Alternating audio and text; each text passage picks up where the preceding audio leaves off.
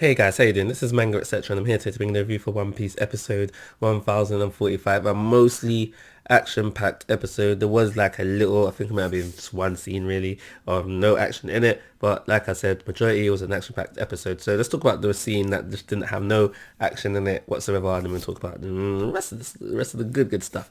So you see, obviously we knew previously Leaf was eating, trying to regain his strength and stand him off so he can go back for another round of Kaido. He has now completed that. He has digested the food and now he's all good to go, ready to go back up to Onigashima and take on Kaido once again. On the flip side of things, we find out that Shinobu did use her ability on Momo and now he has been ripened.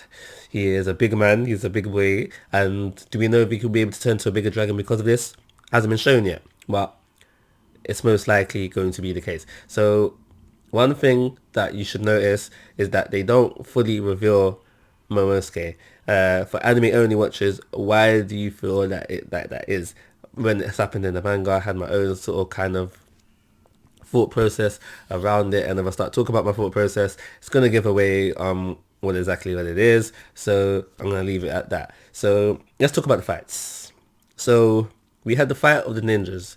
Mr. Earlobes, I don't remember his name, and Riser. Now, when it comes to the manga, this is one of the most, if not the most, least memorable fight for the whole of Wano arc. And now, seeing what we get within this episode, it got me thinking, okay, did this happen in the manga and I forgot about it, or was this a filler scene? I feel like I don't even know. I think I'm 50-50 on it really, of whether it was a filler scene or I forgot about it in the manga. I hope it was something I forgot and it was in the manga because it makes the fight a little bit more exciting. However, like I said, it is one of the least memorable fights for a big reason, which I'm not gonna tell you. But this fight definitely needs more filler scenes in it. So I hope they take that on board and fill it out that way. So moving on, we have Hawkins versus Killer. Again, not really an exciting fight because it is kind of mixed in with what's happening with Law and Kid, sorry, versus Big Mom.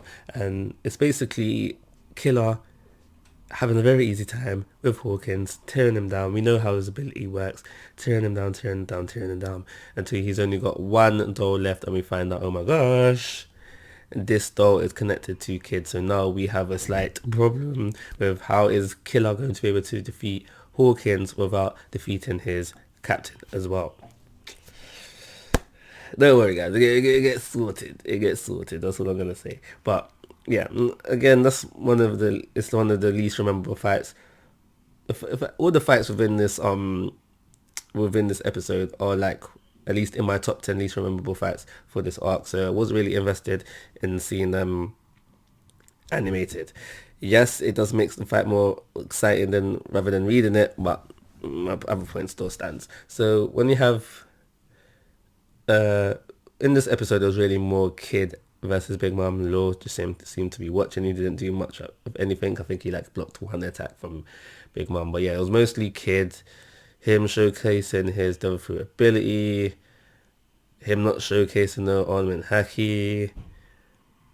I had high expectations for Kid, and they're just diminishing. So yeah, I was really excited to see that. So after that, we flip over to Sanji, where we have Sanji just basically trying to fend off both Queen and King until this wonder drug that they gave Zoro kicks in and he can therefore then help again. And now, I don't remember the suspense of, oh my gosh, is this drug gonna work? Being so, what's the word I'm looking for? Like I could feel like watching it in anime when today I could feel the tension of like, oh my gosh, is this drug gonna work again, despite knowing the end result and what's gonna happen next. Like I could feel it. So that was a nice touch to add to the episode.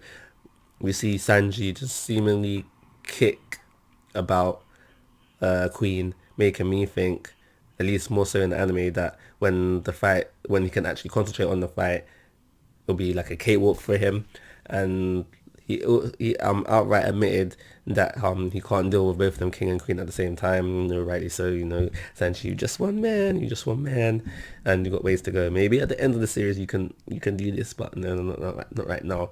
But yeah, that's a given. That's a given, I reckon. But yeah, that's how the episode ends, with them just like, no, like we need Zoro kind of thing, and that's everything I got to say about this episode. So